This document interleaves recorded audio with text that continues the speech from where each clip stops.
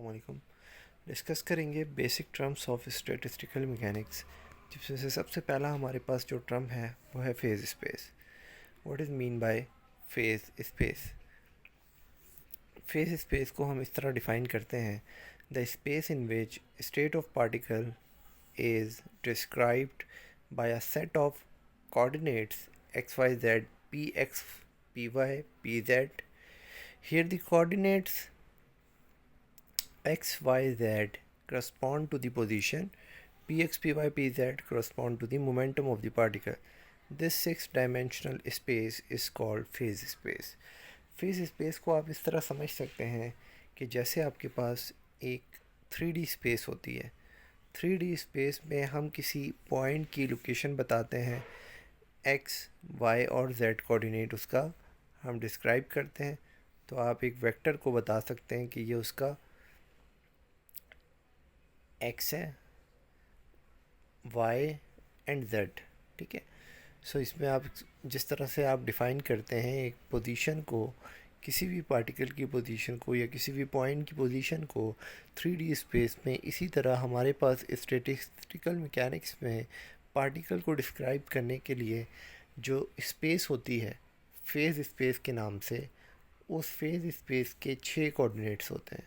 6 coordinates में हम उसको डिफ़ाइन करते हैं और ये 6 डायमेंशनल स्पेस हमारे पास फेज स्पेस कहलाती है, जिसमें से हम पार्टिकल का एक्स वाई जेड के अकॉर्डिंग पोजीशन बताएंगे एंड देन उसका मोमेंटम बताएंगे कि पी एक्स में उसका मोमेंटम कितना है, पी वाई में कितना है और पी जेड में कितना है। क्योंकि पार्टिकल जो है वो हमेशा वाइब्रेटरी मोशन में होता है और वाइब्रेटरी मोशन पार्टिकल का जब भी डिफ़ाइन हो सकता है जब आप उसका मोमेंटम भी डिस्क्राइब करें, क्योंकि वो पार्टिकल मोशन में है। अब आ जाते हैं फेज पॉइंट की तरफ। फेज पॉइंट किसे कहा करेंगे? इन फेज स्पेस जो अभी हमने डिफ़ाइन की, जो कि 6 कोऑर्डिनेट्स पर मुश्तमिल होगी।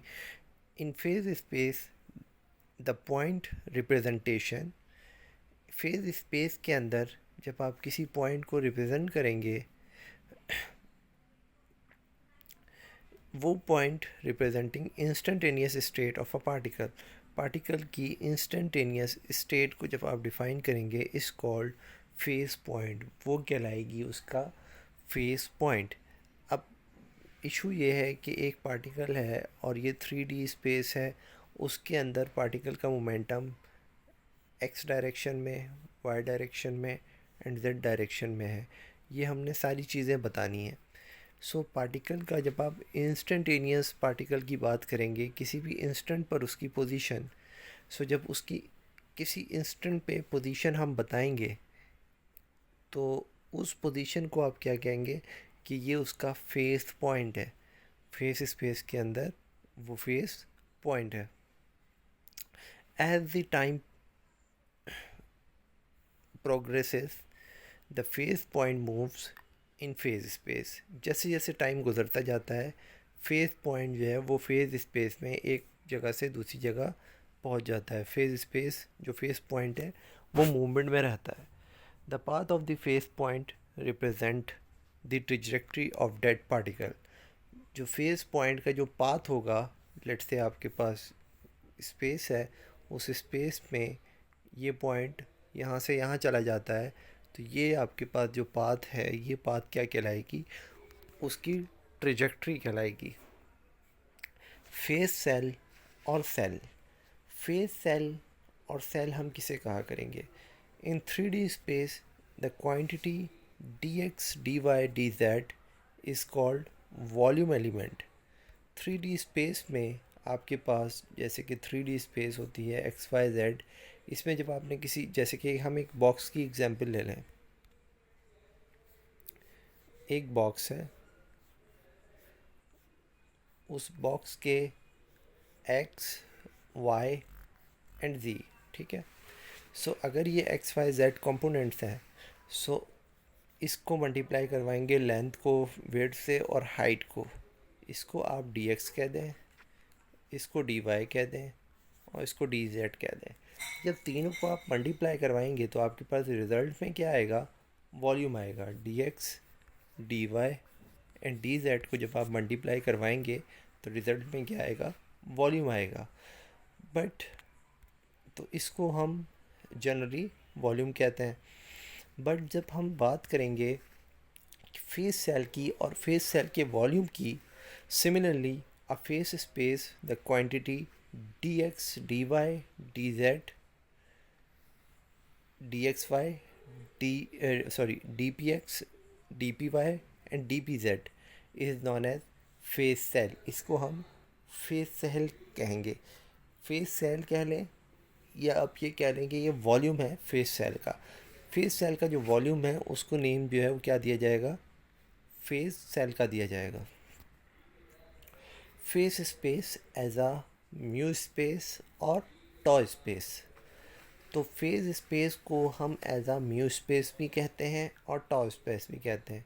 तो कब उसको म्यू स्पेस कहेंगे और कब उसको टॉ स्पेस कहेंगे, let's see. Consider a phase space. Let us consider कि हमारे पास एक फेज स्पेस है विद n पार्टिकल्स, जिसके अंदर पार्टिकल्स कितने हैं, n है। The state of a system can be describes in two waves. एक स्पेस है आपके पास, जैसे कि हमने ऊपर डिस्कस किया कि फेज स्पेस क्या होती है, जिसके पास 6 कोऑर्डिनेट सिस्टम की एक स्पेस होती है, X Y Z D P X P X P Y P Z. 3 momentum के कोऑर्डिनेट्स होते हैं और 3 आपके पास पोजीशन के कोऑर्डिनेट्स होते हैं।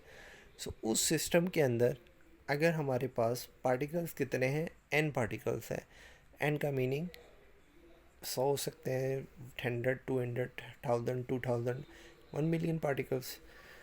lit in 6-dimensional phase cell, the position and momentum of n particles are represented by n phase points। अगर हम उस फेस स्पेस के अंदर पार्टिकल की पोजीशन n फेस पॉइंट से शो करते हैं, कि उसकी पोजीशन भी हम ये बताएं कि इसके अंदर ये पोजीशंस जो हैं वो n फेस पॉइंट्स हैं, यानी कि n पोजीशंस हैं। Position 1, position 2, position 3, position 100, position 200, जितने पार्टिकल्स हुए उतनी पोजीशंस हम डिस्क्राइब कर दें with respect to number of particles। 6-dimensional phase cell, the position, momentum and particles are represented by phase points at any instant। Thus one phase point represent the state of one particle। तो ये obviously ये simple सी बात है कि एक face point आपको क्या देगा, एक पार्टिकल की पोजीशन बताएगा। इस टाइप की जो स्पेस होती है उसको हम कहते हैं म्यू स्पेस। ठीक है, आई रिपीट अगेन कि अगर आपके पास फेज स्पेस में n पार्टिकल्स हैं और उन n पार्टिकल्स को आप n फेज पॉइंट से डिफ़ाइन करते हैं, सो इसका मीनिंग ये है कि आप क्या कह रहे हैं कि n पार्टिकल्स की n पोजीशंस हैं, और इस तरह की सिस्टम को और इस तरह की फेज स्पेस को हम कहते हैं म्यू स्पेस। अब एक दूसरी किस्म की कंडीशन लेते हैं। Let us 6-dimensional phase cell, the position and momentum of n particle represented by only a single point. हम कहेंगे कि ये n पार्टिकल्स हैं हमारे पास, ये बाउंडेड है, n पार्टिकल्स हैं, और इस सारे n पार्टिकल्स की जो पोजीशन है हम क्या करेंगे, बताएंगे, सिर्फ एक सिंगल पॉइंट से डिफ़ाइन कर देंगे कि इस पॉइंट पर n पार्टिकल्स एग्जिस्ट करते हैं। सो इस टाइप की स्पेस को हम क्या कहा करेंगे, tau space. Late in 6-dimensional phase cell, the position and momentum of n particle is represented only a single phase point at any instant। The one phase point represent the state of system as a whole। It is called tau space और gamma space. So ऐसी space को आप या तो टॉ space कहेंगे, टॉ space, या आप इसको गामा स्पेस कहेंगे। गामा स्मॉल भी लिखा जा सकता है और गामा कैपिटल भी यूज़ किया जा सकता है। सो समराइज़ करेंगे, म्यू स्पेस वो स्पेस के फेस स्पेस में अगर आप एन पार्टिकल्स हैं और एन पार्टिकल्स की पोजीशन डिफरेंट पोजीशंस आप डिफरेंट पॉइंट से बताते हैं, लोकेट करते हैं, तो वो म्यू स्पेस कहलाएगी। और अगर आप उन सारे पार्टिकल्स की जो स्टेट है वो एक ही पॉइंट से बता देते हैं, तो वो कहलाएगी टाउ स्पेस और gamma space. Now we have another concept of ensembles. Ensemble.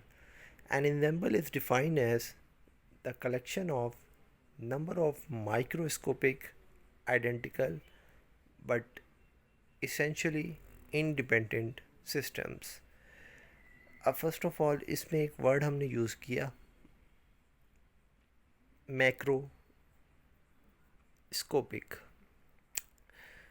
दो वर्ड्स होते हैं हमारे पास, एक होता है माइक्रोस्कोपिक और एक होता है मैक्रोस्कोपिक। माइक्रोस्कोपिक, माइक्रो कहते हैं स्मॉल को, माइक्रो, और मैक्रो कहते हैं कैपिटल को। मैक्रो जो वर्ड यूज़ किया जाता है ये एक बड़े सिस्टम के लिए यूज़ किया जाता है और माइक्रो स्मॉल के लिए यूज़ किया जाता है। So an ensemble is defined as the collection of number of macro identical but essentially independent system। जो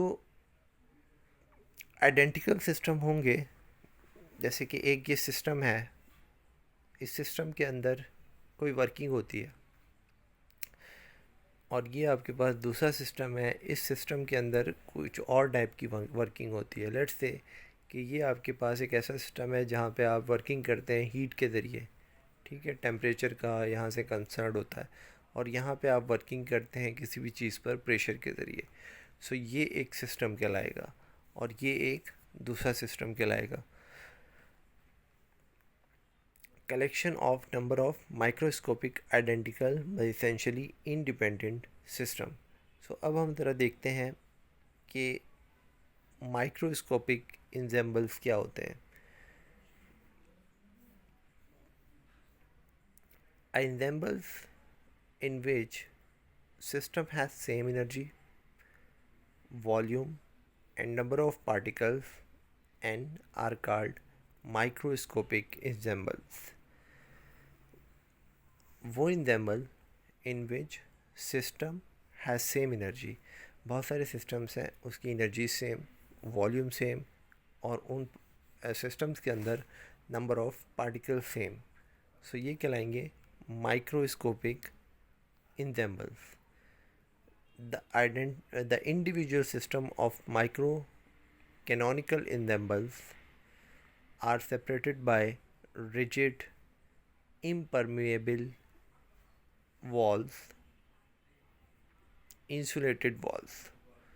इम्परमेएबल और इंसुलेटेड वॉल से इनको सिस्टम्स को सेपरेट किया गया होता है। जैसे कि आप यहाँ देख सकते हैं कि ये आपके पास एक सिस्टम है और ये दूसरा सिस्टम है, थर्ड, फोर्थ, फिफ्थ, 6, 7, 8, 9, और इनको इन वॉल से सेपरेट किया गया है। इसके अंदर एनर्जी है, वॉल्यूम है और नंबर ऑफ़ पार्टिकल्स हैं। कितने हैं? उतने ही हैं जितने बाकी सब में है। सो ये एनर्जी इन सब सिस्टम्स की, नंबर ऑफ़ पार्टिकल्स इन सारे सिस्टम्स के, और वॉल्यूम इन सारे सिस्टम्स के सेम है। क्लियर? सो ये सिस्टम्स इम्परमिएबल वॉल से सेपरेट किए गए हैं। सो इसको आप क्या कहा करेंगे? Micro canonical systems. Micro canonical system. अब हम डिस्कस करते हैं what is mean by canonical ensembles। Ensembles in which each system has same temperature, volume and number of particles is called canonical ensembles। Canonical ensembles वो होते हैं जिसके अंदर temperature, volume and number of particles same हो। Micro canonical कौन से थे? जिसके अंदर energy, volume and number of particles same थे, और कैनोनिकल सिस्टम वो होते हैं जिसके अंदर temperature, volume and number of particles same हो। The temperature can be made same by bearing them in contact. दो चीज़ों को अगर आप थर्मल कॉन्टैक्ट में ले आएँ, एक सिस्टम को दूसरे सिस्टम के साथ थर्मल कॉन्टैक्ट में, और बीच में जो वॉल हो उस वॉल के अंदर से हीट ट्रांसफ़र हो सके, सो इट्स मीन डैट कि आप उसको सेम टेम्परेचर पे ला सकते हैं। जो आप देख सकते हैं कि जो आउटर बाउंड्री है ये तो फिक्स है, यहाँ से हीट बाहर नहीं जा सकती, बट इनर बाउंड्रीज थिन है और इन बाउंड्रीज से टेम्परेचर जो है वो शेयर हो सकता है और सारे सिस्टम का, इस पूरे सिस्टम का टेम्परेचर सेम रह सकता है। सो ये हो गया आपके पास कौन सा system, canonical system. The individual canonical system are separated by rigid impermeable but conducting walls. ये वॉल्स जो होती हैं वो कंडक्टिंग होती हैं। हमने देखा कि माइक्रो कैनोनिकल में जो वॉल्स होती हैं वो कंडक्ट नहीं करती और हीट को ट्रांसफ़र नहीं करती। लास्ट है हमारे पास grand canonical ensembles, and ensembles in which each system has same temperature. वो ensemble जिसके अंदर हमारे पास हर सिस्टम का टेम्परेचर सेम होगा, वॉल्यूम सेम होगा and chemical property, chemical potential same होगा। केमिकल पोटेंशियल को हम म्यू से इंडिकेट किया करेंगे। The individual system of grand canonical system ensembles are separated by canonical ensembles are separated by rigid, permeable and conducting walls। ये भी आपके पास conducting wall से जो है वो सेपरेट किए गए होते हैं। These wall are exchange of heat and particles। ये जो आपके पास walls हैं ये हीट को भी एक्सचेंज कर सकती हैं और पार्टिकल को भी एक्सचेंज कर सकती हैं। Same temperature and same potential, chemical potential.